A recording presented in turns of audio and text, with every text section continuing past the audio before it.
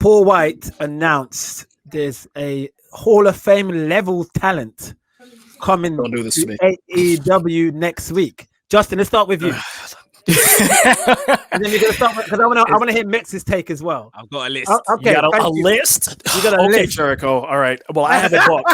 Here we go. Here we Justin, go. who do you think it is? Mekz. No dropkick podcast. Kick out Armbar. podcast. Armbar. WrestleManiac. Armbar. Armbar. What's his name? Not Bruno. Bruno. Mekz. Justin. Gerard Bonner. Armbar.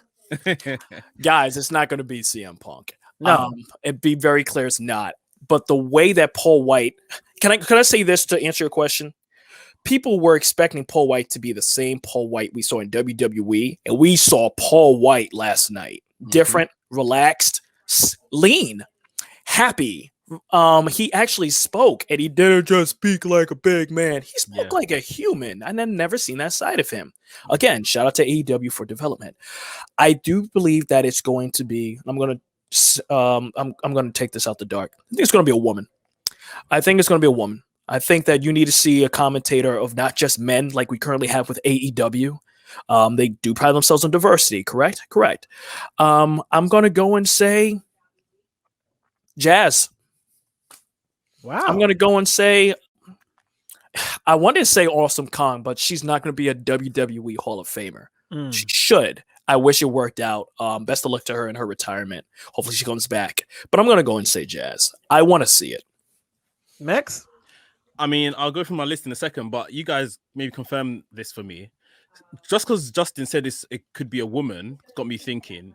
Medusa, is she in the Hall of Fame? She's Hall of Fame. She's Hall of Fame. Okay. So along the lines of commentary, I thought Mauro Ranallo. Future Hall of Famer. Because his contribution to combat sports could be, right. It's a good point. We're talking TNT, not WWE. Good. Mauro Ranallo was one of my guess. I did think himself that this is his heel turn and he's going to announce himself, because eventually when he gets in the ring with some of these new big guys, that they're going to try and push, he's going to have to be the heel, isn't he? He's going to be on commentary. Tony Schiavone is not going to be the heel commentator, so maybe it's going to be Paul Wight himself. Kurt Angle was a name for me, but I guess he is in the WWE Hall of Fame again already.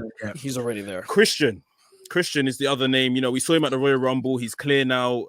Haven't seen him on WWE TV since. I don't see it because Vince allowed him to have his Royal Rumble moment with his tag team partner.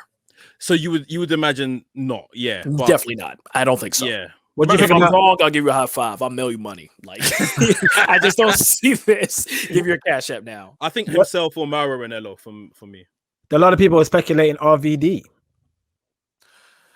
RVD would be interesting because people can argue that he cannot talk, that he cannot promo.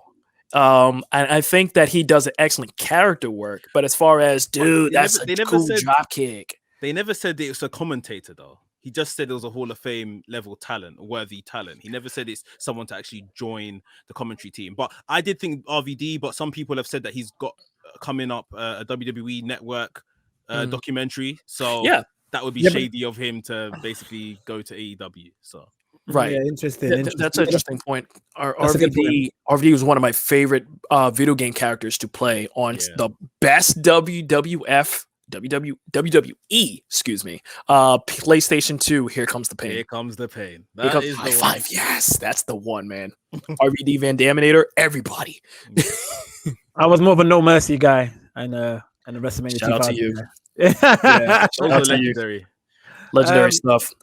We had another a great good move that AEW is doing is that is having a No Mercy engine for their video games. So check out episode 2, AEW Games YouTube. Big up to Brian Williams, a good friend of mine who works at Jux. He actually made that game.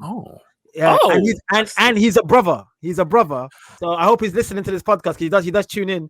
He works for Jux Games. Yeah, he works for Jux Games, and he inspired. So he always wanted to do a throwback to No Mercy, And when AEW opened up, I think he just felt, hey, this is a good opportunity. He would, he knows Kenny Omega and the Young Bucks will probably be on it. So yeah.